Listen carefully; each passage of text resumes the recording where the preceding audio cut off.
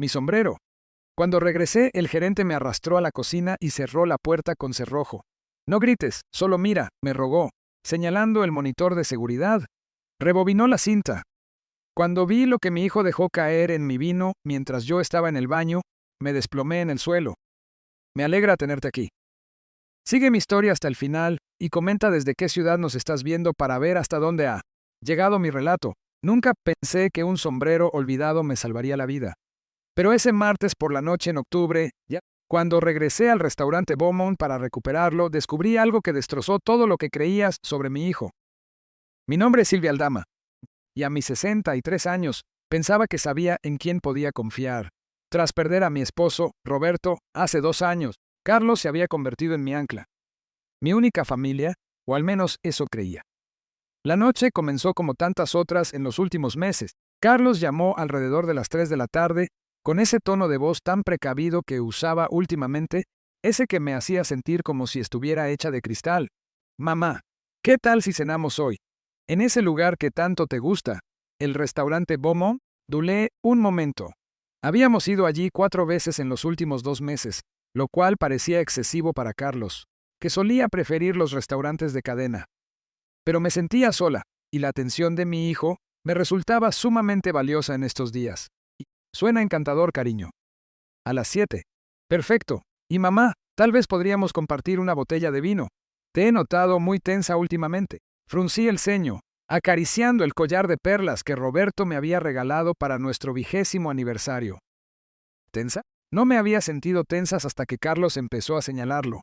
No suelo tomar vino, ya lo sabes. Vamos, mamá. Una copa no te hará daño. Te mereces un descanso. Ahí estaba otra vez, ese tono insistente disfrazado de preocupación. Terminé aceptando, aunque algo en mi pecho se oprimió. El restaurante Beaumont destacaba en la calle de los Fresnos como una joya cálida contra el atardecer de octubre.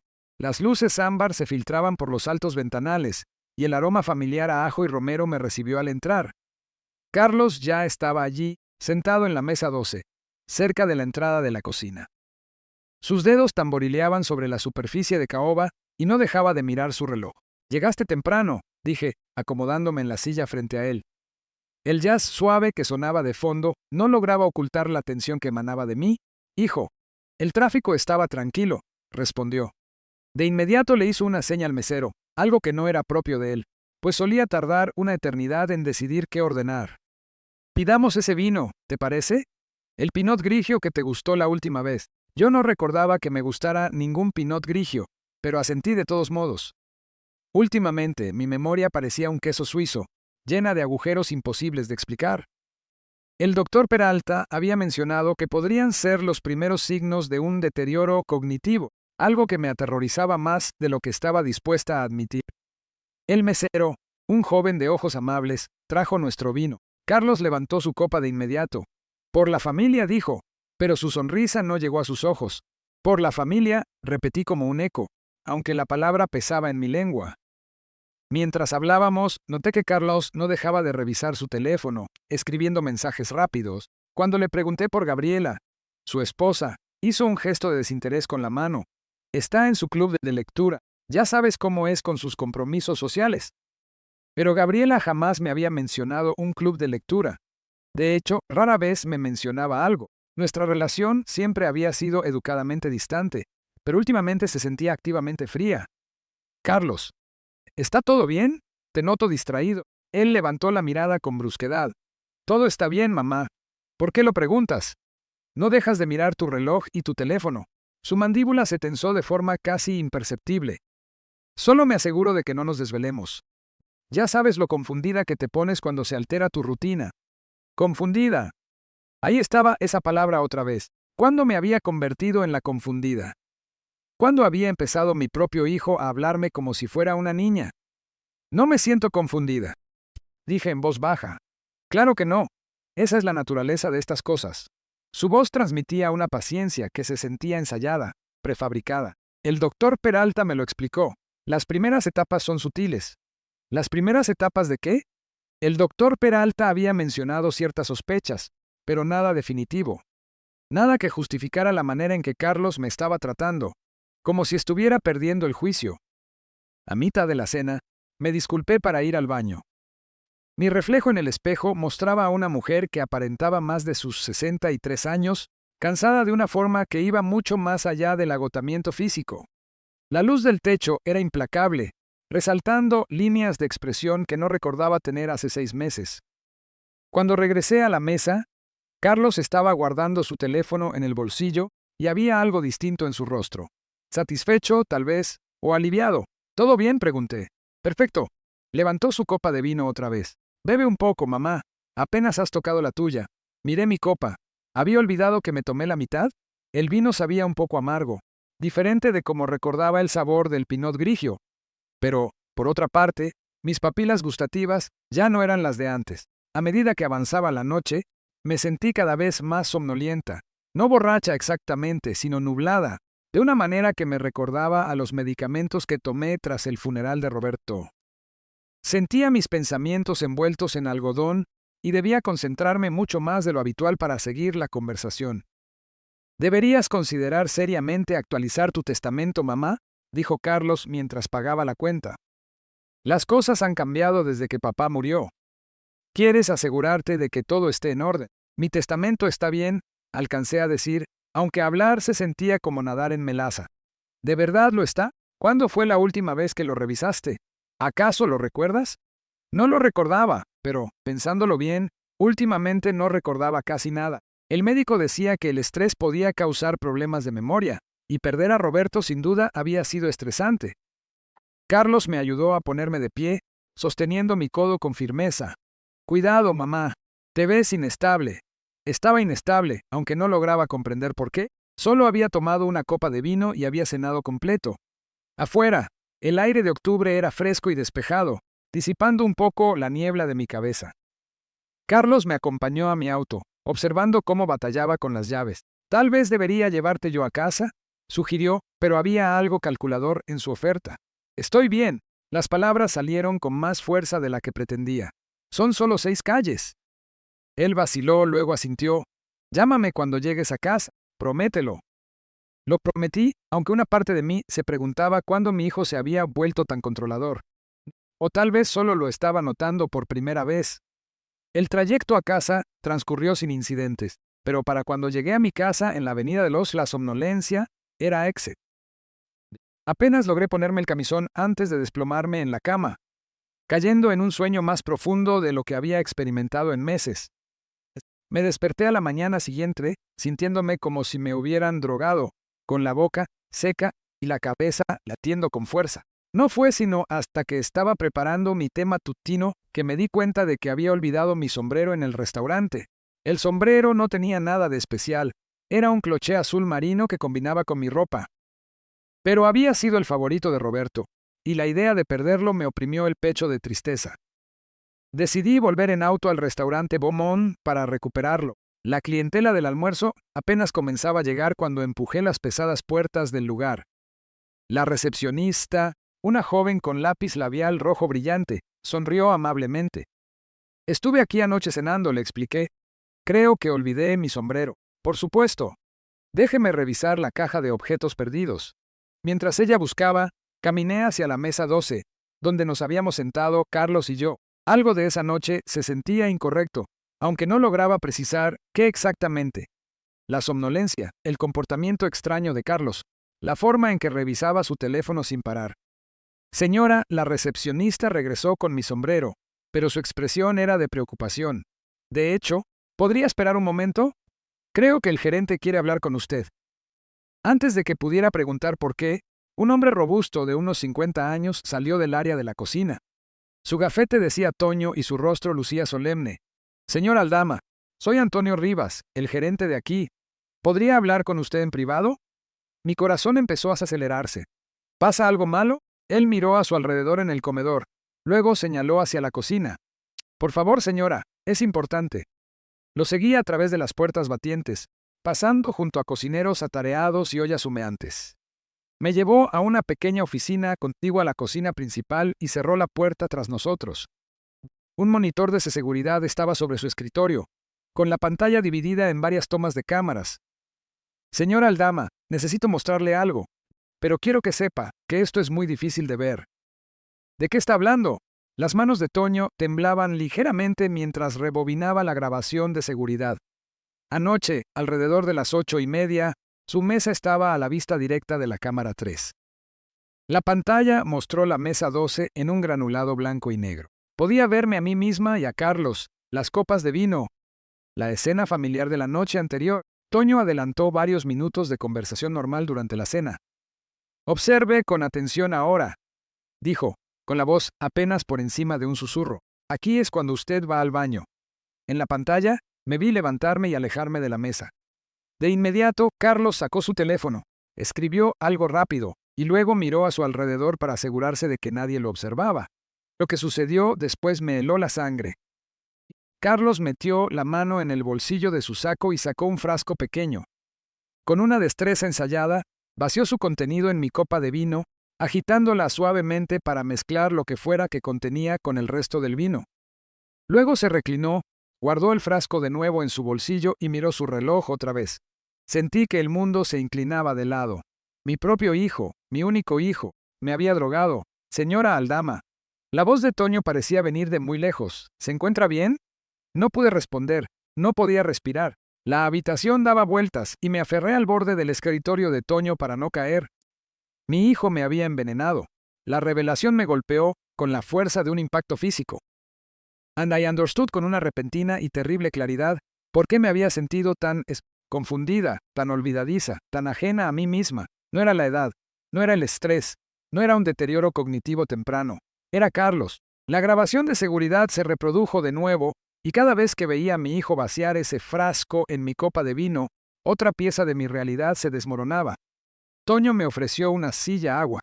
Incluso sugirió llamar a alguien, pero yo no podía moverme, no podía hablar. Solo podía clavar la mirada en la pantalla y ver cómo mi propio hijo me envenenaba. ¿Cuánto tiempo llevan viendo que esto pasa? Susurré finalmente. El rostro de Toño era sombrío. Anoche fue la primera vez que lo captamos en cámara, pero vaciló, pasándose la mano por el cabello canoso. Señora Aldama, su hijo ha hecho reservaciones aquí 7 veces en los últimos 4 meses. Siempre en la misma mesa, siempre insisten en que tome vino, siempre cuando usted va al baño. 7 veces. 7 veces Carlos me había drogado, y yo le había atribuido mi confusión y pérdida de memoria al duelo, a la edad, a alguna falla en mí misma. La vergüenza me quemaba la garganta como ácido. ¿Por qué no me dijeron algo antes? La pregunta salió con más dureza de la que pretendía. Sospechábamos, pero no podíamos estar seguros. La gente hace todo tipo de cosas en la cena.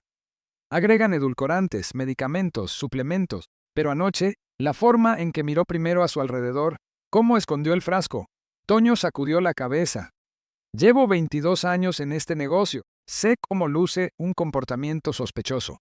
Recordé todas aquellas cenas, todas esas noches en las que Carlos se había mostrado inusualmente atento, insistiendo en salir, animándome a relajarme y tomar un trago. El patrón era tan nítido ahora, tan evidente. Sentí náuseas ante mi propia ceguera. ¿Qué clase de droga? Mi voz sonaba extraña a mis propios oídos, distante y hueca. No estoy seguro, señora, pero basándome en cómo se veía al irse anoche, algo para ponerla somnolienta y confundida. Tal vez algo para afectar su memoria. Memoria. La palabra me golpeó como una bofetada. Todas esas conversaciones con el doctor Peralta sobre mis descuidos, mi confusión, todas esas miradas preocupadas de Carlos cuando yo no recordaba pláticas que supuestamente habíamos tenido. Todas esas correcciones amables cuando yo recordaba mal los hechos. Dios mío, respiré. Las visitas al médico. Toño se inclinó hacia adelante. ¿Qué pasa con ellas?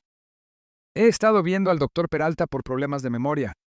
Él ha estado preocupado por signos tempranos de deterioro cognitivo. Las piezas encajaban con una claridad repugnante. Carlos me ha estado acompañando a esas citas. Le ha estado describiendo mis síntomas al doctor. Los síntomas que el mismo Carlos estaba provocando. La expresión de Toño se ensombreció. Señora, creo que debe llamar a la policía. No. La palabra salió más rápido de lo que pretendía. Todavía no. Primero, necesito entender qué está pasando. ¿Por qué me haría esto? Pero incluso, mientras hacía la pregunta, las posibilidades cobraban forma en mi mente. El control del dinero, mi casa, mis ahorros, la póliza de seguro de vida de Roberto que yo no había tocado. Carlos había estado preguntando sobre mis finanzas con más frecuencia últimamente, sugiriendo que podría necesitar ayuda para administrar mis asuntos. ¿Puede hacerme copias de esa grabación? Pregunté. Toño asintió. Ya está hecho. Lo grabé en un disco en el momento en que vi lo que pasó. Me entregó un sobre pequeño. Señora Aldama, sea lo que sea que planee su hijo, esto es evidencia de un delito grave. Guardé el sobre en mi bolso con manos temblorosas. Gracias. Y Toño, por favor, no le menciones esto a nadie todavía. Si Carlos se entera. No terminé la frase porque no soportaba dar voz a lo que estaba pensando. Si mi hijo estaba dispuesto a drogarme repetidamente, ¿de qué más sería capaz? El viaje a casa transcurrió en un abrir y cerrar de ojos. Mi tranquilo vecindario en la Avenida de los Olmos se veía exactamente igual que esa mañana. Pero todo se sentía diferente. La casa victoriana que Roberto y yo habíamos compartido durante 32 años ya no se sentía como un santuario. Se sentía como una trampa. Adentro, preparé una taza de té con manos temblorosas, intentando asimilar lo que había descubierto. La cocina olía a los saquitos de lavanda que guardaba en los cajones, el mismo aroma reconfortante que siempre había significado hogar. Ahora solo me recordaba lo sola que estaba. Me senté a la mesa de la cocina, la misma mesa donde le serví el desayuno a Carlos cada mañana durante 18 años, donde lo ayudé con sus tareas, donde planeamos su boda con Gabriela. La ironía era demoledora. Mi teléfono sonó, con el nombre de Carlos iluminando la pantalla. Por un momento consideré no responder, pero necesitaba actuar con normalidad. Necesitaba pensar, hola cariño. Mamá, ¿cómo te sientes hoy? Parecías muy cansada anoche. La preocupación en su voz era perfecta, ensayada. ¿Cuánto tiempo llevaba perfeccionando este papel? Estoy bien, me las arreglé para decir. Solo un poco nublada esta mañana. Eso es lo que me preocupaba. Estos episodios parecen ser cada vez más frecuentes. Hubo una pausa y pude escucharlo teclear. Siempre tecleando, siempre coordinándose con alguien. Creo que deberíamos programar otra cita con el doctor Peralta, otra cita, otra oportunidad para que Carlos describiera síntomas que él mismo estaba provocando, para pintar el retrato de una mujer que perdía la cabeza. Sentí náuseas. Tal vez tengas razón, dije, obligando a mi voz a mantenerse firme. Qué bueno. Llamaré a su consultorio esta tarde. Y mamá, estaba pensando que tal vez Gabriela y yo deberíamos empezar a ayudarte con algunos de tus papeles, facturas, planificación financiera, ese tipo de cosas. Solo hasta que tengamos un mejor control sobre estos problemas de memoria. Planificación financiera. Ahí estaba, la verdadera razón de meses de envenenamiento meticuloso. Carlos quería el control de mi dinero. Eso es muy considerado, dije, sintiendo que cada palabra era como tragar vidrios. Me las estoy arreglando bien. ¿De verdad te las arreglas? Anoche parecías muy confundida con algunas cosas básicas. Y la semana pasada olvidaste por completo nuestros planes de cenar. Yo no había olvidado ningún plan de cena porque no había existido tal plan. Pero si Carlos decía que sí, si le había dicho al doctor Peralta que yo estaba olvidando las cosas, ¿quién me creería? Hablaremos de eso más tarde, dije. Debo colgar. Por supuesto. Descansa. Te llamaré mañana para ver cómo sigues. Me llamaría mañana como el maravilloso hijo que había entrenado a todos para creer que era como el retoño preocupado que cuida de su anciana madre. Tras colgar, me quedé sentada en silencio, contemplando las fotos familiares en mi refrigerador. Carlos, en su graduación de la preparatoria, radiante de orgullo. Carlos, el día de su boda, con el brazo alrededor de Gabriela, ambos riendo. Carlos sosteniendo a mi primer nieto, un bebé que se perdió a los 3 meses de gestación, la pérdida que nos había devastado a todos. ¿O de verdad nos había devastado a todos? Me descubrí cuestionándolo todo ahora, cada recuerdo, cada momento de dolor o alegría compartida. ¿Desde cuándo era Carlos capaz de semejante nivel de engaño? Saqué el disco que Toño me había entregado y lo miré fijamente. 22 años de creer que conocía a mi hijo, y esta pequeña pieza de plástico contenía la prueba de que no lo conocía en absoluto. Mi teléfono vibró con un mensaje de texto de Carlos. Te amo, mamá. Solo quiero asegurarme de que estés bien cuidada. La crueldad casual de aquello me dejó sin aliento. Incluso sus expresiones de amor eran manipulaciones ahora. Formas de hacerme dudar de mis propias percepciones, de hacerme sentir agradecida por su atención, mientras destruía sistemáticamente mi autonomía. Pensé en Roberto, en cómo se había preocupado por dejarme sola. Carlos cuidará de ti, me había dicho en sus últimas semanas. Es un buen hombre, Silvia. Te ama. Roberto se había equivocado. O tal vez Carlos había cambiado tras la muerte de su padre. Quizá el dolor había roto algo en él. O tal vez la persona que yo creía haber criado nunca había existido en realidad. Caminé por mi casa, mirándola de verdad por primera vez en meses. El sillón de lectura de Roberto en el estudio, colocado exactamente donde lo había dejado. El reloj de pie en la sala de estar que daba las horas, marcando un tiempo en el que ya no sentía que pudiera confiar. Las fotografías sobre la chimenea, toda una vida de recuerdos que ahora se sentían contaminados por la duda. En el estudio de Roberto, encontró los archivos que había estado evitando desde su muerte. Pólizas de seguro, cuentas de inversión, las escrituras de la casa. Todo estaba a mi nombre ahora. Todo lo que Carlos heredaría cuando yo muriera. Pero ¿qué tal si no quería esperar? Me senté en el escritorio de caoba de Roberto y abrí mi computadora portátil, algo que había estado haciendo cada vez menos últimamente porque la computadora parecía confundirme más de lo habitual. Pero ahora me preguntaba si esa confusión había sido provocada químicamente.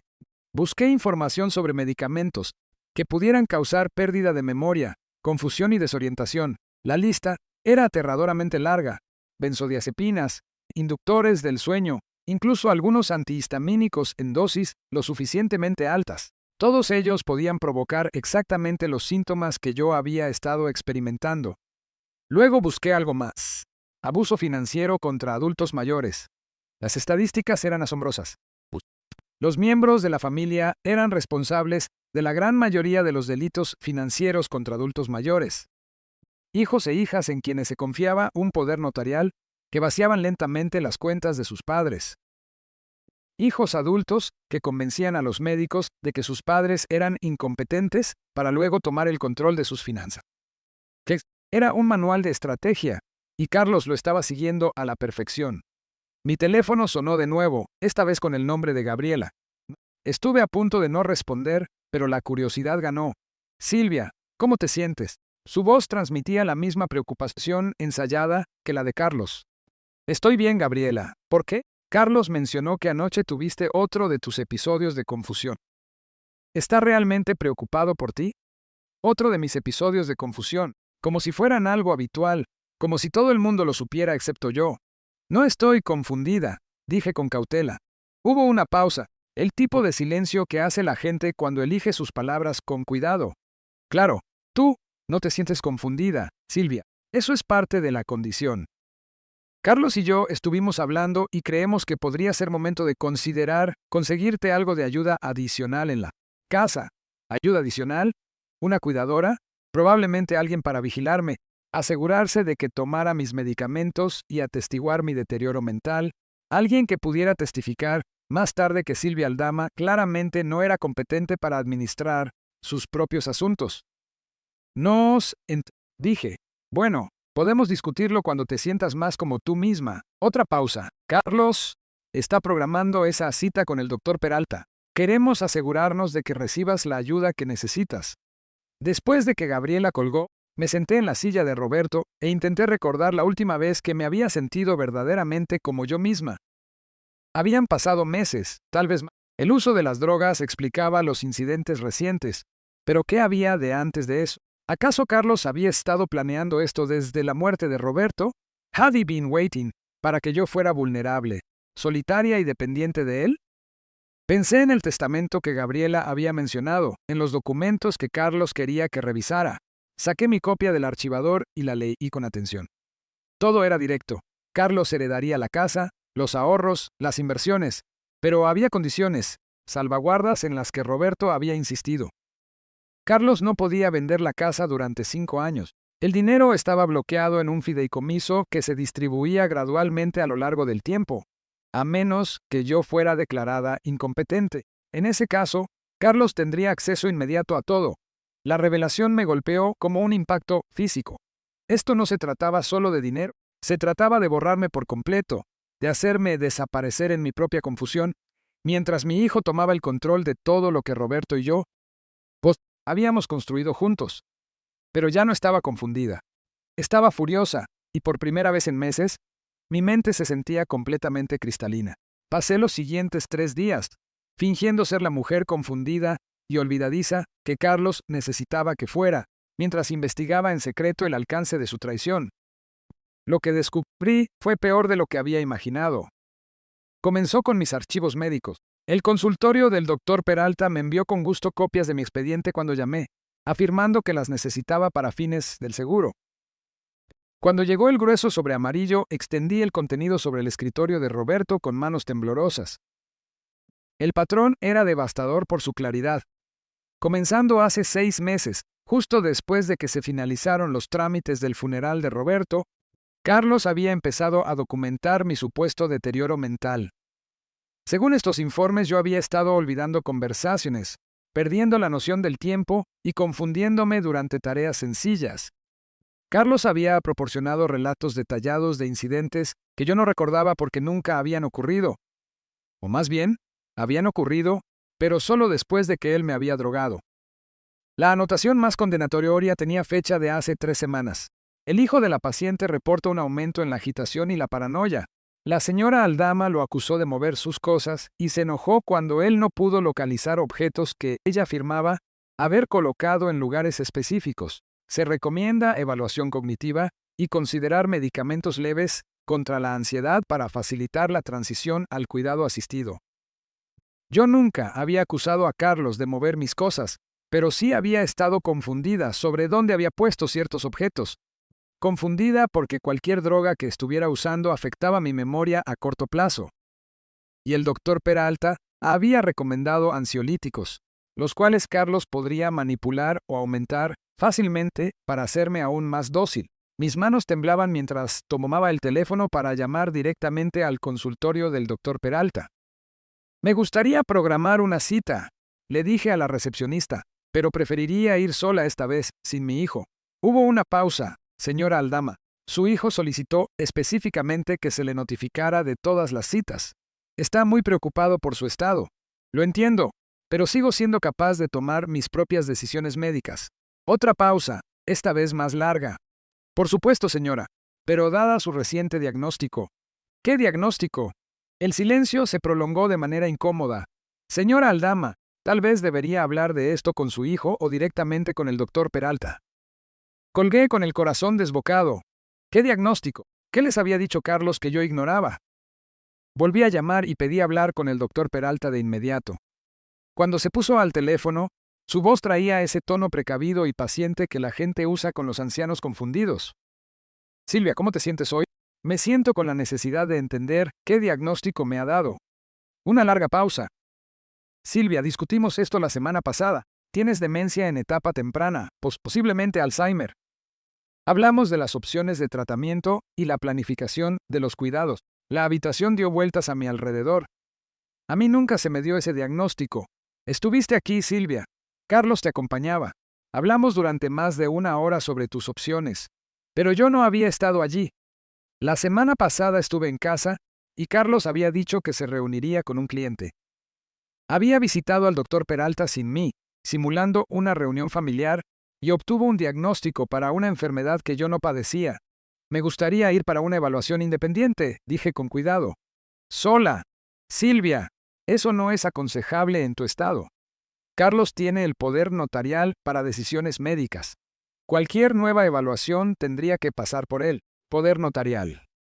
Carlos tenía el poder sobre mis decisiones médicas, y yo no recordaba haber firmado semejante documento. Pero dado cuántas veces me había drogado en los últimos meses, y con tantos vacíos en mi memoria, podría haber firmado cualquier cosa. Tras colgar, busqué desesperadamente en mi archivador hasta encontrar la carpeta etiquetada como documentos. Dentro había un formulario de poder médico fechado hace 2 meses con mi firma al calce. Mi firma, pero no tenía el menor recuerdo de haberla estampado. La comparé con otros documentos que había firmado recientemente. Los trazos se parecían a los míos, pero había algo ligeramente extraño en la formación de las letras, como si me hubiera costado trabajo escribir con claridad, como si hubiera estado bajo la influencia de algo que afectaba mi control motriz. Y Carlos me había drogado para obtener mi firma en un documento legal que le otorgaba el control sobre mi atención médica. Coniaus, Las implicaciones me cayeron encima como una avalancha. Con un poder médico y un diagnóstico de demencia, Carlos podía tomar decisiones sobre mi cuidado, mi vivienda y mis tratamientos. Podía recluirme en un centro de atención a la memoria en el momento que quisiera, y al deteriorarse mi supuesto estado, nadie cuestionaría su autoridad. Estaba atrapada en una red de documentos legales y expedientes médicos que me pintaban como incompetente, todo basado en síntomas que Carlos había creado artificialmente. Pero no iba a dejar que ganara. Conduje hasta la biblioteca pública, algo que no había hecho en meses. Carlos me había estado disuadiendo de manejar, alegando que me estaba volviendo peligrosa al volante. Pero mi mente estaba más despejada que en meses, y recorrí las calles conocidas sin ninguna dificultad. En la biblioteca, usé una de las computadoras públicas para investigar mis opciones legales. Lo que encontré fue desalentador. Impugnar un poder médico requería demostrar que la persona que lo firmó era mentalmente incompetente al momento de la firma o que fue coaccionada.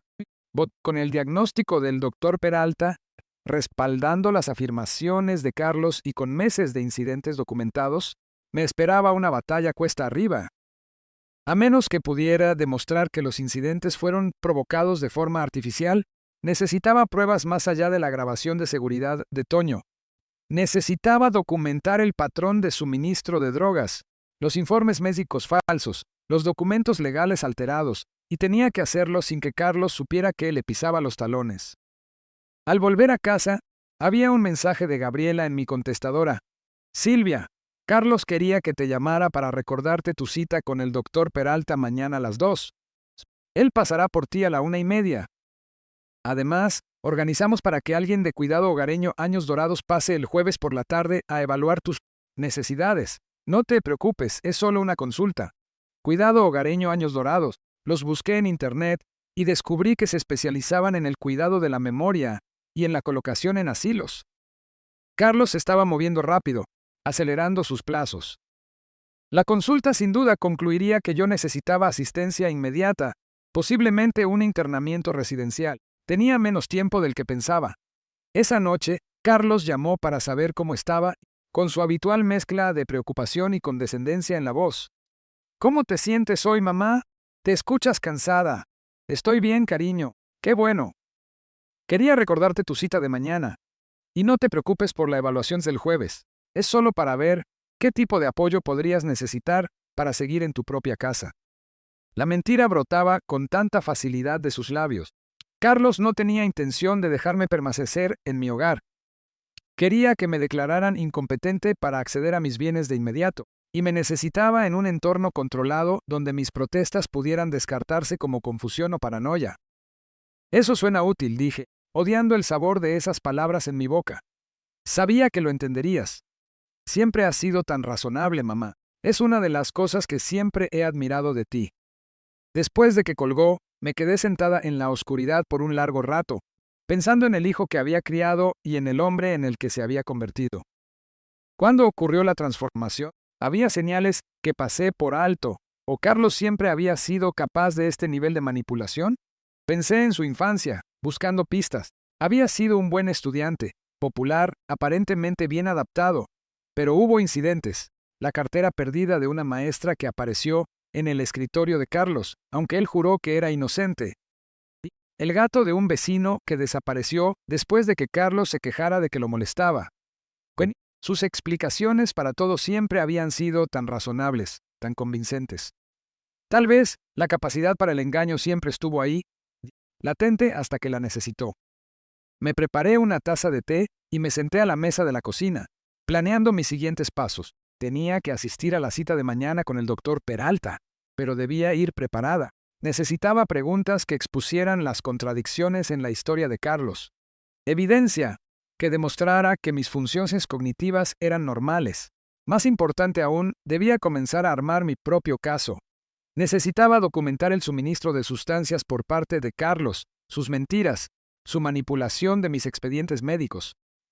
Tenía que demostrar que Silvia Aldama no era una anciana confundida que perdía la razón, sino la víctima de un abuso sistemático perpetrado por su propio hijo. La ironía no me pasaba desapercibida. Para salvarme de ser declarada mentalmente incompetente, Tendría que demostrar que mi único hijo era un criminal que me había estado envenenando, lentamente durante meses.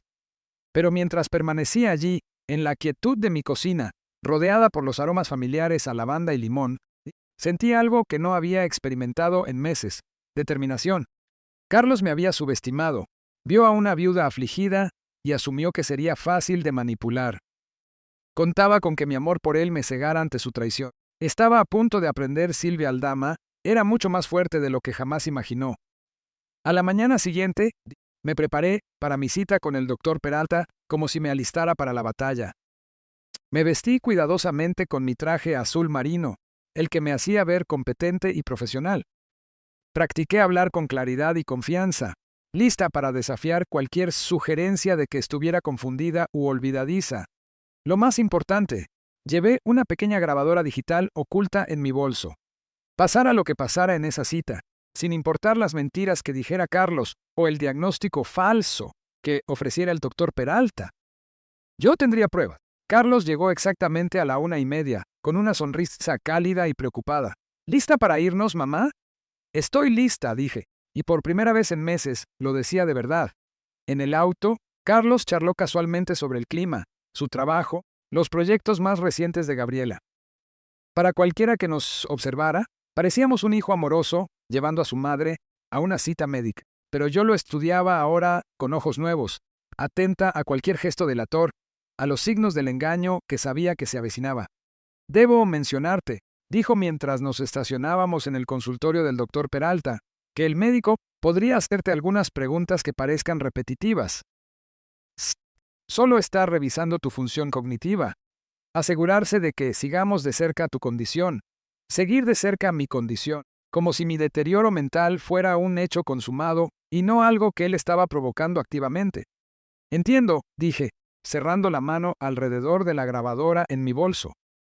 Era que yo también estaría siguiendo algo de cerca. Cada mentira que dijera, cada manipulación que intentara, cada pieza de evidencia que necesitara para exponerlo. La guerra por mi libertad estaba a punto de comenzar y yo ya no peleaba a ciegas. El consultorio del doctor Peralta olía a desinfectante y falsas esperanzas. Me senté en la conocida sala de espera, con la mano apoyada en la grabadora oculta en mi bolso, mientras Carlos hojeaba una revista a mi lado. Para cualquier observador, éramos simplemente un hijo devoto que acompañaba a su anciana madre a una cita médica. Pero ahora yo sabía la verdad. Señora Aldama, la enfermera pronunció mi nombre con el tono suave reservado para los pacientes frágiles. Me levanté firme y decidida, mientras Carlos se ponía de pie de inmediato para acompañarme. De hecho, dije, sorprendiéndome a mí misma con mi firmeza, me gustaría hablar con el doctor Peralta sola primero. Los ojos de Carlos parpadearon por una fracción de segundo antes de que regresara su ucrásuno, expresión de preocupación. Mamá, ya lo discutimos. El doctor me necesita allí para ayudar a explicar tus síntomas. Puedo explicar mis propios síntomas, Carlos. El doctor Peralta apareció en el umbral, un hombre delgado de unos 60 años con ojos amables en los que yo alguna vez había confiado plenamente. ¿Por qué no entramos todos juntos? Carlos ha sido de gran ayuda para dar seguimiento a su condición. La forma en que pronunció condición me erizó la piel, como si mi estado mental ya estuviera decidido, documentado y fuera de mi control. En su oficina, me acomodé en la silla frente al escritorio del doctor Peralta, hiperalerta a cada palabra que estaba por escuchar. Carlos ocupó la silla a mi lado, apoyando su mano de manera protectora sobre mi hombro, en un gesto que habría sido amoroso para cualquiera que no supiera la verdad. Activé la grabadora en silencio. Silvia, ¿cómo te has estado sintiendo desde nuestra última visita? Preguntó el doctor Peralta, consultando sus notas. Me siento bien, con la mente clara, alerta. Hablé despacio, vocalizando cada palabra. De hecho, no recuerdo nuestra última visita. ¿Cuándo fue exactamente? Carlos me apretó el hombro. Mamá, estuvimos aquí el martes pasado. Hablamos de tu diagnóstico. Yo no estuve aquí el martes pasado. Estuve en casa todo el día trabajando en mi jardín.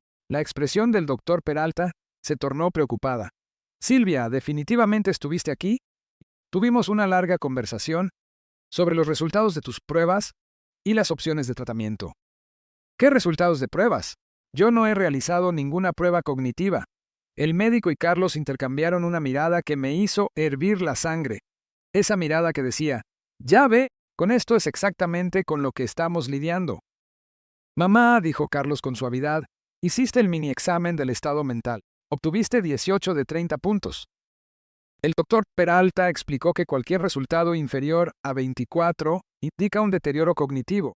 Lo miré fijamente. Yo nunca hice ninguna prueba. Sí la hizo, dijo el doctor Peralta en voz baja. Carlos, tal vez podrías salir un momento. Déjame hablar con tu madre en privado. Carlos, ¿estás seguro de que es prudente? Ha estado teniendo más episodios últimamente. ¿Qué episodios? Exigí saber.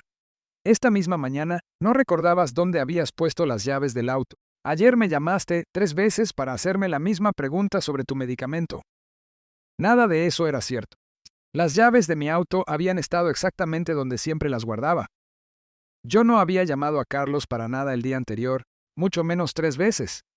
Pero si eso era lo que le había estado diciendo al doctor Peralta, si ese era el patrón que había estado construyendo durante meses, le aseguró el doctor Peralta a Carlos.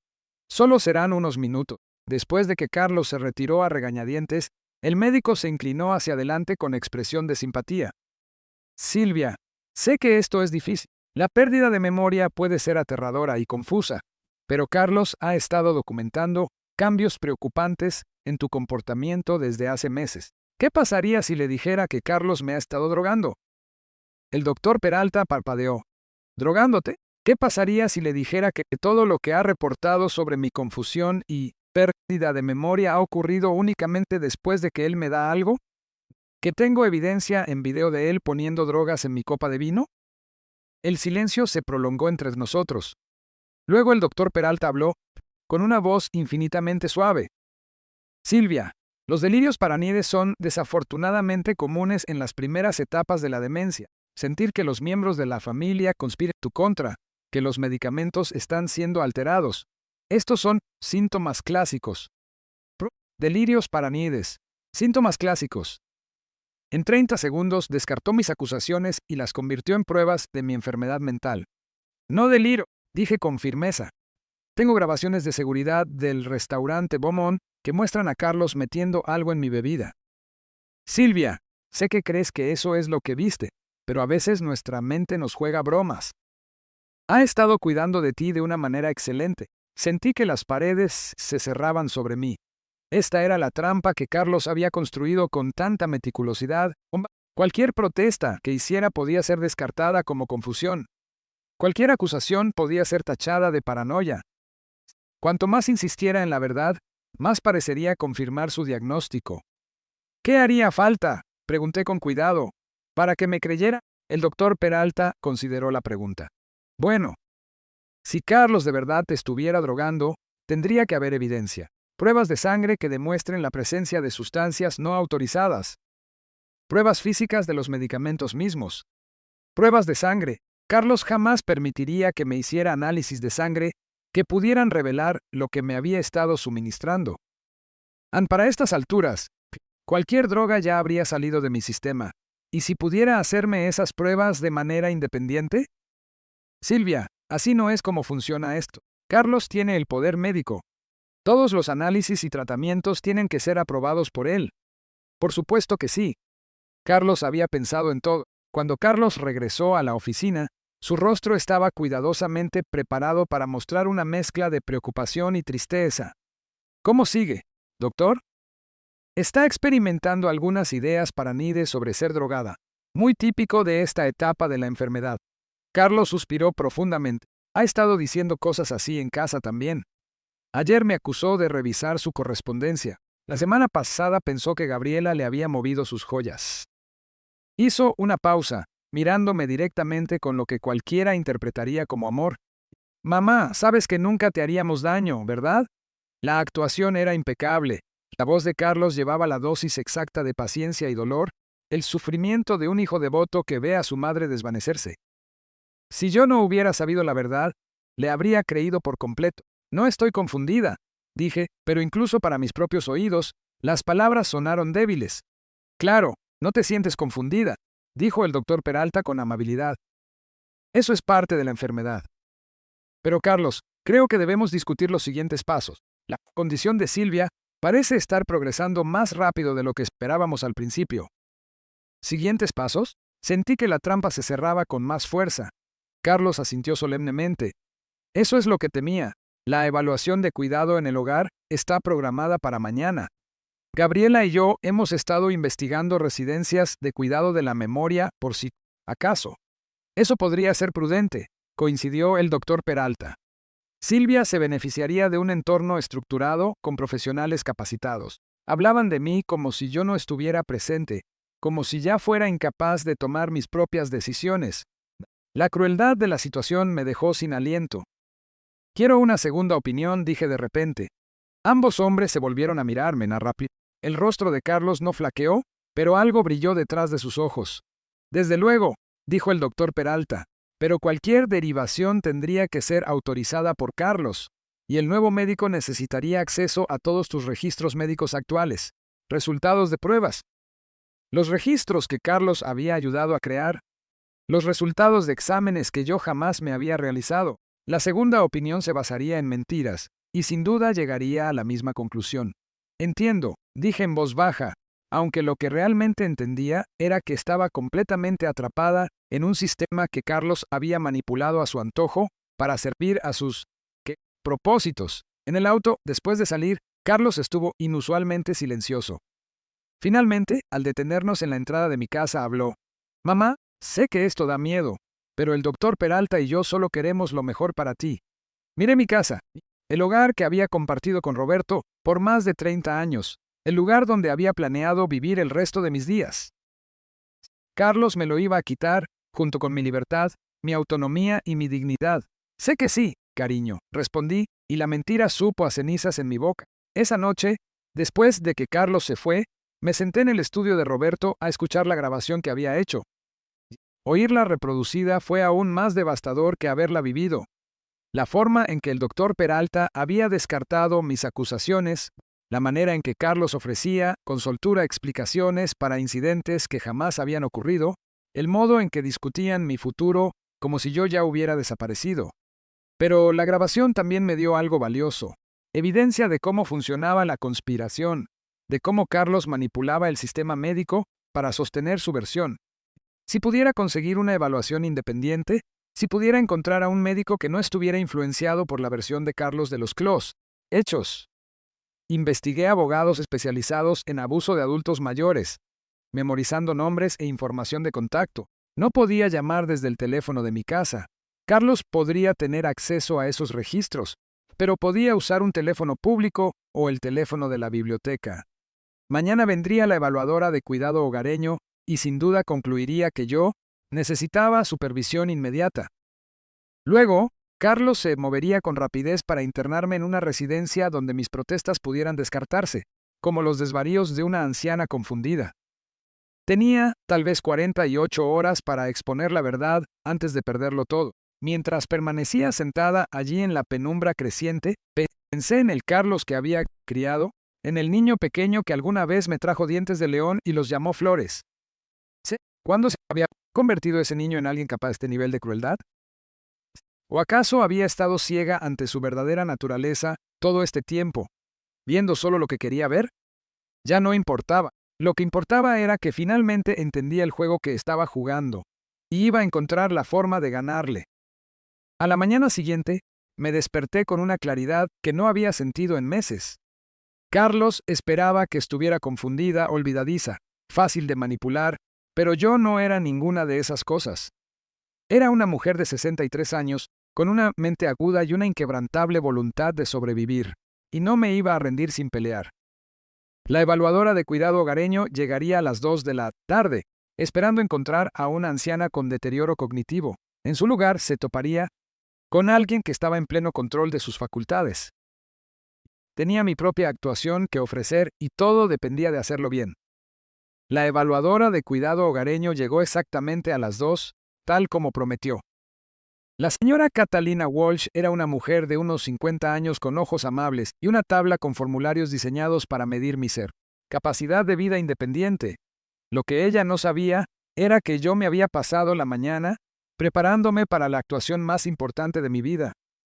Carlos y Gabriela me flanqueaban en el sofá de la sala como guardias preocupados, con sus expresiones perfectamente calibradas para mostrar una cariñosa inquietud.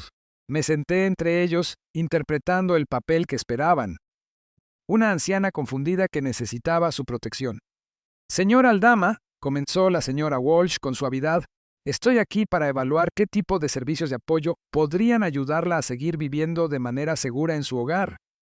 Parpadeé despacio, como si me costara procesar sus palabras. ¿Servicios de apoyo? No entiendo por qué necesitaría algo así. Carlos se inclinó hacia adelante. Mamá, ya hemos hablado de esto. Has estado teniendo algunos problemas de memoria, algo de confusión. Solo queremos asegurarnos de que estés a salvo. ¿De verdad? Pregunté, dejando que mi voz tuviera un ligero temblor de incertidumbre. Yo me siento. La señora Walsh tomó una nota en su tabla. Durante la siguiente hora, me hizo preguntas sobre mi rutina diaria, mi capacidad para administrar medicamentos, mis hábitos al cocinar. Respondí algunas correctamente y fallé en otras deliberadamente, creando la impresión de ser alguien cuyas capacidades cognitivas eran inconsistentes. Cuando me pidió que recordara una lista de 3 palabras y las repitiera 5 minutos después, recordé 2 y aseguré que no podía evocar la tercera. Cuando me pidió que dibujara un reloj marcando las 3:15, coloqué las manecillas ligeramente mal. Cada error estaba calculado para respaldar la versión de Carlos sin ser tan evidente como para parecer intencional. Señora Aldama, sí, dijo finalmente la señora Walsh. ¿Se siente segura viviendo sola? Vacilé mirando a Carlos de reojo. Yo creo que sí, pero a veces sí me confundo con las cosas. ¿Qué clase de cosas? Bueno, dije, dejando que mi voz sonara pequeña e insegura. A veces no puedo recordar conversaciones que hemos tenido. Carlos me habla de algo que discutimos, pero yo no lo recuerdo para nada. Carlos estiró el brazo y me dio unas palmaditas en la mano. Está bien, mamá, por eso estamos aquí, para ayudarte. La señora Walsh pasó otros 30 minutos entrevistando a Carlos y a Gabriela sobre sus observaciones de mi comportamiento. Pintaron el retrato de una mujer, en un declive paulatino, que requería cada vez más supervisión. Carlos mencionó mis pensamientos paraniedes sobre ser drogada, lo cual la señora Walsh anotó con evidente preocupación. En casos como este, dijo, dirigiéndose a Carlos mientras yo permanecía sentada en silencio a su lado, solemos recomendar comenzar con visitas diarias, tal vez servicios de preparación de comidas. Sin embargo, dado lo que han descrito sobre los episodios paraniedes y la gravedad de la memoria, su madre podría beneficiarse de un entorno más estructurado. ¿Se refiere a una residencia?, preguntó Gabriela, con una voz cuidadosamente neutral. Posiblemente. Existen excelentes comunidades de cuidado de la memoria que se especializan en demencia en etapa temprana. Los residentes mantienen su dignidad e independencia mientras tienen acceso a apoyo profesional. Dejé que mis ojos se llenaran de lágrimas. No quiero dejar mi casa. Claro que no, dijo la señora Walsh con amabilidad. A veces, lo que al principio parece aterrador resulta ser lo mejor para nuestra seguridad y bienestar. Después de que se marchó, prometiendo enviar sus recomendaciones en un plazo de 48 horas, Carlos y Gabriela se quedaron un rato en mi sala. Podía sentir su satisfacción, su sensación de que todo avanzaba según lo previsto. Eso salió bien, dijo Carlos, aunque me miraba con atención, como si intentara leer mis pensamientos. Sigo confundida sobre por qué necesito ayuda. Gabriela intercambió una mirada con Carlos. Silvia, ¿escuchaste lo que dijo la evaluadora? Estás teniendo problemas de memoria y están empeorando. Nos preocupa tu seguridad. Asentí lentamente, como si tratara de asimilar esa información. Supongo que si creen que es lo mejor. Lo creemos, dijo Carlos con firmeza.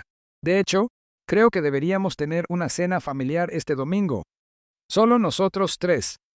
Podemos hablar de tus opciones y tomar algunas decisiones juntos. Una cena familiar donde Carlos se sentiría cómodo hablando libremente, donde podría revelar más sobre sus planes, donde yo podría obtener finalmente la evidencia que necesitaba. Eso suena agradable, dije. ¿Debería cocinar yo? No, mamá. Déjamelo todo a mí. Tú solo descansa. Después de que se fueron, me quedé sentada en la sala por mucho tiempo pensando en lo que acababa de suceder. La evaluación había salido exactamente como Carlos lo había planeado. La señora Walsh recomendaría una mayor supervisión, posiblemente un internamiento.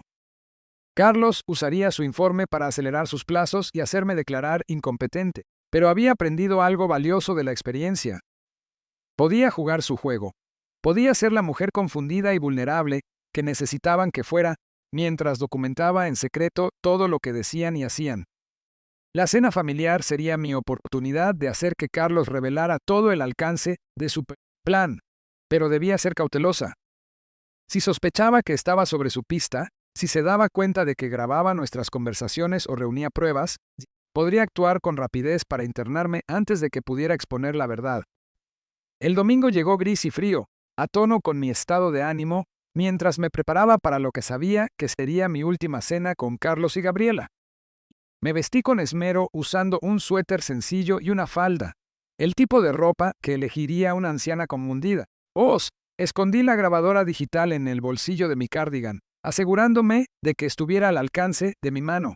Carlos llegó a las 5 con bolsas de supermercado llenas de ingredientes para la que alguna vez había sido mi comida favorita, carne asada con verduras. No se me escapaba la ironía de que estuviera cocinando la comida reconfortante de mi infancia para la cena en la que planeaba discutir cómo quitarme todo lo que me quedaba. ¿Cómo te sientes hoy, mamá?, preguntó mientras desempacaba las compras en la cocina. Un poco cansada, dije, acomodándome en una silla de la mesa. A veces me pregunto si me estoy haciendo vieja. Todos envejecemos, mamá. Lo importante es asegurarnos de que estés bien cuidada. Gabriela llegó 30 minutos después, con una botella de vino. Se me encogió el estómago al verla colocarla sobre la barra. ¿Intentaría Carlos volver a herirme con drogas esta noche? ¿Pensaba que necesitaba estar incapacitada para esta conversación? ¿Abrimos esta?, preguntó Gabriela, sosteniendo la botella. No creo que mamá deba tomar vino, dijo Carlos rápidamente. ¿Recuerdas lo que dijo el doctor Peralta sobre el alcohol interfiriendo con sus medicamentos? Yo no estaba tomando ningún medicamento que pudiera verse afectado por el alcohol, pero asentí obedientemente. Probablemente tengas razón, solo tomaré agua. Mientras cocinaba, Carlos mantuvo un flujo constante de conversación sobre cosas intrascendentes. El clima, su trabajo, el nuevo pasatiempo de alfarería de Gabriela. Pero yo podía sentir la tensión latente bajo el peso de lo que planeaba discutir. Durante la cena, la conversación se desvió gradualmente hacia temas más serios. «Ma, dijo Carlos, cortando la carne en trozos precisos. Gabriela y yo hemos estado pensando en lo que dijo la señora Walsh sobre tus opciones. ¿Qué fue lo que dijo? Tengo problemas para recordarlo. Recomendó una mayor supervisión, posiblemente una residencia especializada en problemas de memoria. Levanté la vista de mi plato, dejando que la confusión nublara mis facciones. ¿Una residencia? ¿Te refieres a un asilo? No un asilo, intervino Gabriela rápidamente. Más bien una comunidad de vida asistida, un lugar donde tendrías tu propio departamento, pero con personas que te ayuden con las tareas diarias. Me gusta mi casa. Roberto y yo fuimos tan felices aquí. Carlos estiró la mano sobre la mesa y tomó la mía. Lo sé, mamá, pero papá no querría que estuvieras en peligro. Él querría que estuvieras en un lugar donde pudieras recibir la ayuda que necesitas. ¿Qué clase de ayuda? Ayuda para recordar tomar tus medicamentos. Ayuda con la cocina y la limpieza. Apoyo cuando te sientas confundida o asustada. Dejé que las lágrimas se acumularan en mis ojos. De verdad me confundo y me asusto a veces. Carlos dijo con dulzura. Como cuando pensaste que alguien estaba drogando tu vino en el restaurante. O cuando me acusaste de revisar tu correo. Yo nunca lo había acusado de revisar mi correo, pero sentí como si lo recordara. El asunto, mamá, continuó Carlos, es que estos episodios están ocurriendo con más frecuencia. El doctor Peralta cree que tu enfermedad está progresando más rápido de lo que esperábamos al principio. ¿Qué enfermedad? Tu demencia, mamá. Ya hemos hablado de esto. Lo miré con la mente en blanco. Tengo demencia. Carlos y Gabriela intercambiaron una mirada. Sí, mamá. Alzheimer en etapa temprana. Por eso has estado teniendo problemas de memoria, pero yo me siento bien. La gente con demencia a menudo se siente bien, explicó Gabriela. Eso es parte de la enfermedad. Afecta tu capacidad para reconocer tus propios síntomas.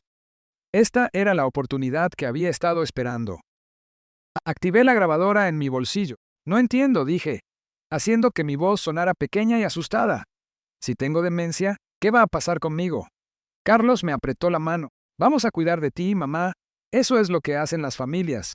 ¿Pero cómo? Es decir, ¿qué pasará con mi casa, mi dinero, todas las cosas que Roberto y yo ahorramos? No te preocupes por nada de eso, dijo Carlos con soltura. Yo me encargaré de todos los asuntos financieros. Por eso me diste el poder notarial, ¿recuerdas? ¿Lo hice? Sí, mamá. Hace unos meses firmaste los papeles porque te preocupaba cometer errores con tus facturas e inversiones. Yo no había firmado ningún papel voluntariamente, pero asentí como si intentara recordar. Entonces, ¿te encargarás de todo? De todo, confirmó Carlos. Tu casa, tus ahorros, tus inversiones. Me aseguraré de que todo se administre correctamente. ¿Qué pasará cuando yo muera? ¿Tú lo heredarás todo? Carlos vaciló solo por un segundo. Mamá, no hablemos de eso ahora, pero quiero saberlo. Roberto siempre decía que la casa debía quedarse en la familia. Se quedará en la familia, dijo Gabriela. La familia de Carlos. Pero ¿qué pasa si Carlos muere antes que yo? ¿Qué ocurre entonces? Otra vacilación. Bueno, entonces Gabriela lo heredaría todo. Pero mamá, eso no va a pasar. Vamos a cuidar de ti por muchísimos años. Asentí, guardando esa información en mi mente. Si yo moría o era declarada permanentemente incompetente, Carlos heredaría todo de inmediato. Si Carlos moría primero, Gabriela se quedaría con todo. Habían planeado para todas las contingencias. Hay algo más que debemos discutir, dijo Carlos, rellenando su vaso de agua. La residencia de cuidado tiene lista de espera, pero hubo una cancelación. Tienen una vacante la próxima semana. ¿La próxima semana? Dejé que mi voz se elevara con pánico. Pero no estoy lista, no entiendo qué está pasando. Por eso debemos movernos rápido, dijo Gabriela, antes de que te confundas más, mientras todavía puedas participar en la decisión.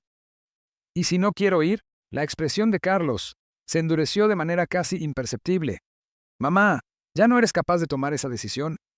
Por eso tengo el poder notarial. Es mi responsabilidad mantenerte a salvo, incluso si no entiendes qué es lo mejor para ti.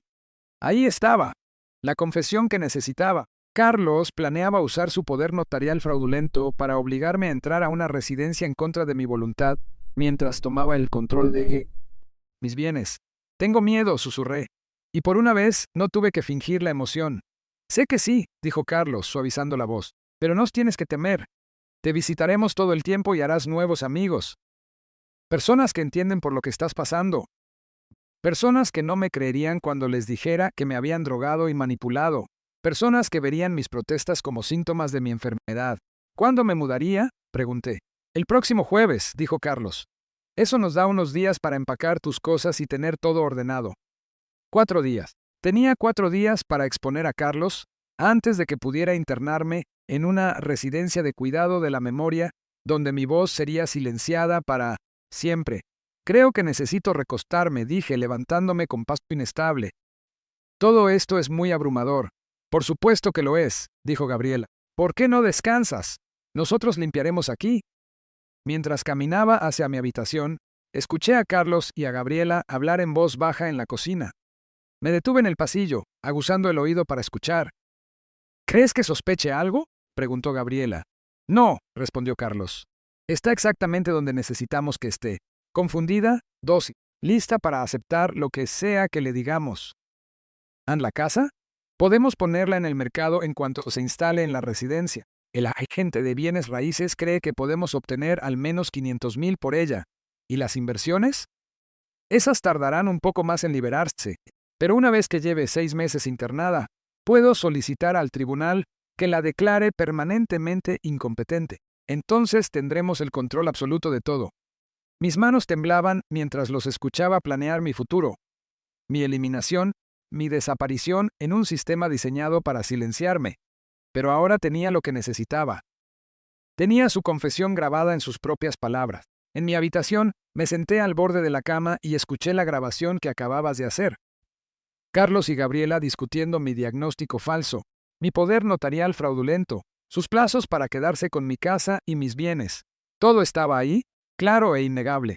Ahora solo tenía que descifrar cómo usarlo antes de que llegara el jueves. El lunes por la mañana, me desperté con la claridad de alguien que finalmente había dejado de fingir ser otra persona. Durante meses, había interpretado el papel de una mujer confundida y en decadencia porque eso era lo que Carlos necesitaba que fuera. Pero hoy Iba a ser Silvia Aldama, astuta, decidida y lista para luchar por su vida. Tenía 3 días antes de que Carlos planeara trasladarme a la residencia. 3 días para exponer sus mentiras y reclamar mi libertad. Mi primera llamada fue para Leonor Patterson, la prima de mi difunto esposo y la única familiar en quien confiaba plenamente. Leonor vivía a varios estados de distancia, lo que probablemente la había mantenido a salvo de las manipulaciones de Carlos.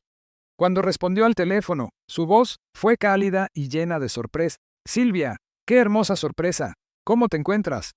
Leonor, necesito tu ayuda, y necesito que escuches con mucha atención lo que te voy a decir. Pasé la siguiente hora explicándole todo. El suministro de drogas, los informes médicos falsos, el poder notarial falsificado, el plan de Carlos para internarme. Le reproduje las grabaciones que había hecho, incluida la comprometedora conversación de la cena del domingo. El silencio del otro lado de la línea se prolongó tanto que pensé que nos habíamos desconectado. Leonor, ¿sigues ahí? Su voz temblaba de indignación. Silvia, ese muchacho está intentando acabar contigo. Tal vez no físicamente, pero quiere borrarte por completo. Lo sé, pero necesito ayuda para demostrarlo. No puedo hacerlo sola. No estás sola. Dame 2 horas para hacer unas llamadas. Tengo una amiga que es fiscal federal jubilada. Ella sabrá exactamente qué hacer. Después de colgar con Leonor, llamé a Toño al restaurante Beaumont. Señora Aldama, he estado preocupado por usted. ¿Cómo se encuentra? Necesito esa grabación de seguridad, Toño, y necesito que estés dispuesto a testificar sobre lo que viste. Por supuesto. Lo que haga falta. Hay más. Tengo razones para creer que mi hijo me ha estado envenenando sistemáticamente durante meses. No solo esa. No. ¿Conservan grabaciones de visitas anteriores? Archivamos todo durante 90 días. Si me da las fechas, puedo extraer lo que tengamos. Le di 6 fechas de los últimos 3 meses en las que Carlos había insistido en llevarme a cenar. Si el patrón era constante, si Carlos me había estado drogando con regularidad, Toño tendría evidencia de múltiples incidentes. Mi siguiente llamada fue a un cerrajero. Si Carlos tenía llaves de mi casa, si había estado entrando y saliendo sin mi conocimiento, necesitaba asegurar mi hogar de inmediato. Mientras esperaba al cerrajero, registré mi casa sistemáticamente en busca de evidencia de manipulación. En mi botiquín, encontré 2 frascos de recetas que no reconocí. Inductores del sueño recetados por el doctor Peralta, de los cuales no recordaba haber recibido jamás. Las fechas en esos frascos correspondían con algunos de mis peores episodios de confusión y pérdida de memoria. Carlos había estado complementando las dosis del restaurante con medicamentos que yo tomaba sin saberlo. Tomé fotos de todo: los frascos de medicina, los documentos falsificados del poder notarial, los expedientes médicos que mostraban pruebas que nunca me hice. Subí las fotos a una cuenta de almacenamiento en la nube a la que Carlos no podía acceder, junto con las grabaciones de audio de la cena del domingo. El cerrajero llegó al mediodía y cambió todas las cerraduras en 1 hora. Cuando me entregó las llaves nuevas, sentí que estaba recuperando mi propio hogar. A las 2 de la tarde, Leonor volvió a llamar. Silvia, mi amiga Patricia quiere hacer una llamada tripartita contigo y con una detective que conoce en tu zona. La detective María Santos se especializa en casos de abuso a adultos mayores. ¿Puedes hablar ahora? Durante la siguiente hora, le conté mi historia a la detective Santos, quien escuchó sin interrumpir. Cuando terminé, guardó silencio por un largo momento. Señora Aldama, este es uno de los casos de abuso a adultos mayores más sofisticados con los que me he topado. Su hijo ha construido toda una realidad falsa para respaldar sus afirmaciones. Pero usted ha hecho algo extraordinario. Lo ha documentado todo. Las grabaciones por sí solas bastan para acusarlo de conspiración y fraude. ¿Qué pasa ahora? Necesitaremos que presente una denuncia formal y tendremos que llevarla a un hospital para realizar análisis de sangre y orina y ver si aún quedan sustancias en su sistema. ¿Se siente segura quedándose en su casa esta noche? Sí, cambié las cerraduras. Perfecto. ¿Puede venir a la delegación mañana por la mañana? Iniciaremos el proceso para revocar su poder médico y exponer lo que su hijo ha estado haciendo. Esa noche, Carlos llamó para saber cómo estaba, como lo había hecho cada noche durante meses. Hola, mamá. ¿Cómo te sientes hoy? Por primera vez en meses, respondí con honestidad. Siento la mente clara, Carlos. Más despejada de lo que ha estado en mucho tiempo. Hubo una pausa. ¡Qué bueno! ¿Estás entusiasmada por la mudanza del jueves? Creo que te va a encantar Villa Atardecer. Villa Atardecer, incluso el nombre estaba diseñado para evocar finales pacíficos. De hecho, Carlos, he estado pensando en nuestra conversación de ayer sobre el poder notarial. ¿Qué pasa con eso? Me preguntaba si podrías traerme los documentos originales. Me gustaría leerlos con calma otra vez. Otra pausa, más larga esta vez. Mamá, no tienes que preocuparte por ese papeleo. Todo está resuelto. But me gustaría verlo. Es mi firma, ¿no? Debería poder leer lo que firmo. Mamá, te estás confundiendo otra vez. Ya pasamos por esto. El doctor Peralta dijo, ¿qué pasaría si te dijera que nunca hice esas pruebas cognitivas? ¿Qué pasaría si te dijera que nunca fui diagnosticada con demencia? El silencio se extendió entre nosotros como un abismo. Mamá, esto es exactamente de lo que nos advirtió el doctor Peralta.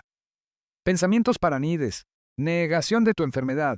Es un síntoma clásico, pero su voz había cambiado. La paciencia ensayada había desaparecido, reemplazada por algo más duro, más urgente. ¿Qué pasaría si te dijera que tengo grabaciones tuyas y de Gabriela planeando vender mi casa? La línea se cortó. En menos de 10 minutos, escuché un auto en mi entrada. A través de la ventana vi a Carlos bajar de su BMW y caminar rápidamente hacia mi puerta principal. Intentó meter su llave, pero por supuesto, no funcionó. Los golpes en la puerta fueron secos, insistentes. Mamá, abre la puerta. No respondí. Mamá, sé que estás ahí. Necesitamos hablar. Los golpes se volvieron más urgentes. Carlos estaba perdiendo el control, abandonando la fachada meticulosa que había mantenido durante meses. Este era el verdadero Carlos, furioso, con aires de grandeza, peligroso cuando no conseguía lo que quería. Llamé a la detective Santos.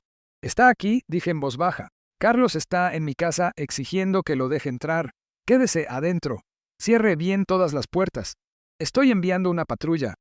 Durante 20 minutos, Carlos rodeó mi casa, forzando las ventanas, revisando la puerta trasera, gritando exigencias cada vez más desesperadas para que lo dejara entrar. Lo observó desde la ventana de mi habitación mientras llamaba a alguien por celular, probablemente a Gabriela, probablemente al doctor Peralta, intentando coordinar una respuesta ante mi repentina resistencia. Cuando llegó la patrulla, Carlos volvió de inmediato a su papel de hijo preocupado. Lo vi acercarse a los oficiales, con un lenguaje corporal que transmitía angustia y frustración. Probablemente les estaba diciendo que su madre demente se había encerrado en la casa y sufría un episodio paranoide, pero la detective Santos ya había puesto en antecedentes a estos oficiales. En lugar de ayudar a Carlos a entrar a mi hogar, le ordenaron que se alejara de la propiedad. Abrí la puerta principal y hablé con los oficiales a través de la mosquitera. «Señora Aldama, ¿se encuentra bien?» «Estoy bien, oficial, pero no quiero a mi hijo en mi propiedad». Carlos dio un paso al frente. «Oficiales, mi madre tiene Alzheimer. Está confundida y asustada. Tengo un poder médico. Señor, necesitaremos ver la documentación de ese poder y tendremos que hablar». La mirada que Carlos me lanzó a través de la puerta mosquitera no se parecía a nada que hubiera visto antes en él. No era la preocupación ensayada, ni el amor paciente, era puro odio. En ese instante, vi quién era mi hijo en realidad, alguien que no me veía como su madre, sino como un obstáculo que debía ser eliminado. A la mañana siguiente, me senté en la oficina de la detective Santos, firmando denuncias formales y aportando pruebas. Toño, del restaurante Beaumont, trajo las grabaciones de seguridad de 6 noches diferentes, que mostraban a... El hospital confirmó rastros de benzodiazepinas en mi sistema. Medicamentos que no me habían recetado y que jamás había tomado conscientemente. El consultorio del doctor Peralta estaba bajo investigación por su participación en la conspiración. Los expedientes médicos, que mostraban diagnósticos falsos y resultados de pruebas inventadas, estaban siendo examinados por expertos que podían demostrar que eran fraudulentos. Lo más importante, un juez había otorgado una orden de emergencia que revocaba el poder notarial de Carlos y congelaba cualquier acceso que tuviera a mis cuentas. ¿Qué pasa ahora?, le pregunté a la detective Santos. Ahora procesamos. Carlos y Gabriela serán acusados de conspiración, fraude y abuso a adultos mayores. La implicación del doctor Peralta aún se está investigando. pero es muy probable que enfrente cargos por falsificación de expedientes médicos. ¿En yo? Usted recupera su vida, señora Aldama. Su vida real, no la que ellos intentaban construir para usted. Esa tarde, conduje hasta Villa Atardecer, la residencia de cuidado de la memoria donde Carlos había planeado recluirme. Era un lugar bastante agradable, con áreas comunes cómodas y personal amable. But seguía siendo un lugar al que la gente iba a desaparecer en silencio, donde sus quejas podían ser descartadas como síntomas de su enfermedad. Me presenté ante la directora y le expliqué el motivo. No teníamos idea, dijo horrorizada. Su hijo parecía tan preocupado, tan devoto. Dijo que usted estaba en negación sobre su enfermedad. Imagino que fue muy convincente. ¿Qué podemos hacer? Ayudar a otras familias a reconocer las señales de alerta. No todos los que afirman que un familiar necesita cuidados están diciendo la verdad. 6 meses después, testifiqué en el juicio de Carlos. Él estaba sentado en la mesa de la defensa, con un traje costoso, luciendo como el empresario exitoso que siempre había aparentado ser, pero la evidencia era abrumadora. Las grabaciones de seguridad, los documentos falsificados, los expedientes médicos falsos, las conversaciones grabadas. Gabriela se había declarado culpable y testificó en contra de Carlos a cambio de una sentencia reducida. El doctor Peralta había perdido su licencia médica y enfrentaba cargos penales. La meticulosa conspiración que habían construido para borrarme se había derrumbado por completo. Carlos fue sentenciado a 8 años de prisión por abuso a adultos mayores, fraude y conspiración. Mientras el alguacil se lo llevaba, me miró por última vez. No había remordimiento en su expresión, ningún reconocimiento de lo que había hecho. Solo ira porque su plan había fracasado. No sentí nada por él, ni tristeza, ni enojo, ni siquiera decepción. El Carlos que yo había amado, el hijo que había criado, nunca había existido en realidad. Había sido una máscara usada por alguien que me veía únicamente como un bien que adquirir. Hoy vivo sola en la casa que Roberto y yo compartimos durante 32 años. No tomo medicamentos, excepto vitaminas. Conduzco a donde quiero ir, administro mis propias finanzas y tomo mis propias decisiones sobre mi cuidado y mi futuro. Leonor me visita con regularidad y me he vuelto a conectar con otros familiares a quienes les habían dicho que yo estaba demasiado confundida como para mantener relaciones. También me he convertido en una defensora de la prevención del abuso a adultos mayores, trabajando de la mano con la detective Santos para ayudar a otras familias a reconocer las señales de alerta de la explotación financiera. No se me escapa la ironía de que el intento de Carlos por hacerme declarar mentalmente incompetente demostró en realidad lo aguda que era mi mente. Fui más astuta que él, lo superé en estrategia y al final lo sobreviví. Ahora tengo 74 años y nunca me he sentido más yo misma. Cada mañana me despierto en mi propia cama, en mi propia casa, viviendo mi propia vida bajo mis propios términos. Riego mi jardín, leo mis libros y lo recuerdo todo con claridad. La confusión se ha ido, los lapsos de memoria han desaparecido. La mujer que Carlos intentó borrar ha renacido, más fuerte y más independiente que nunca. Sobreviví al intento de mi propio hijo de destruirme y, al hacerlo, descubrí algo que había olvidado en el dolor tras la muerte de Roberto. Silvia Aldama es una fuerza que hay que tomar en cuenta. Carlos me había subestimado. Pensó que una viuda en duelo sería una presa fácil, alguien a quien manipular y controlar sin resistencia. Se equivocó, y yo soy la prueba de ello.